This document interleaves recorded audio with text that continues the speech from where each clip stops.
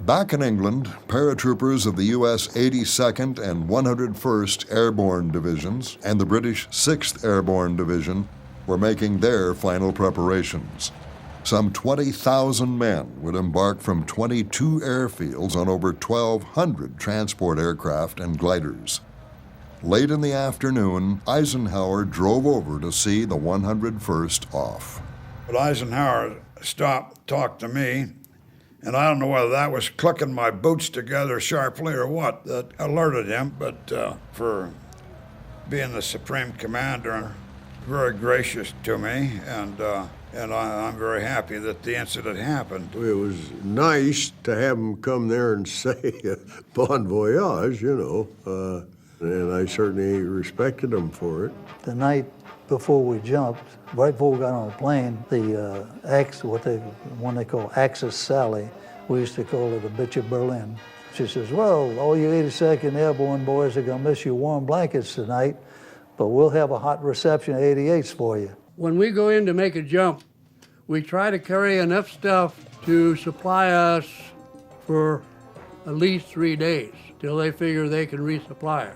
We were really loaded down. We were packed down with everything you could carry. I had a landmine strapped to my left leg, a trench knife to my right. You had 3 days rations. I don't know what all we had. You know, a rifle, 168 rounds ammo.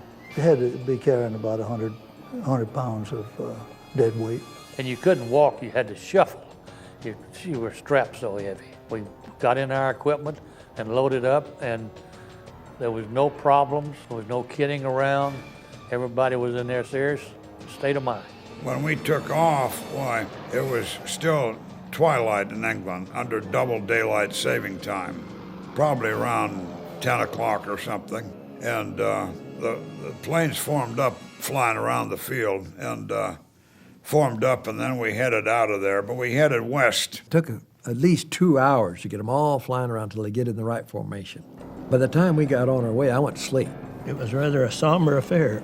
Everybody had in the back of his mind a secret fear. You didn't know what you were going to get into. Nobody could tell that. But most of the guys were pretty quiet when it came to flying to the jump, even the loud-mouthed ones. The pilot got on the intercom and said, okay, guys, look down. And we looked down, and you never saw so many boats in your life. We were passing over the Armada, and it was a chilling experience. How can we lose with all of that? I was there on the ship, and I heard the planes going over. Then we knew something was really up.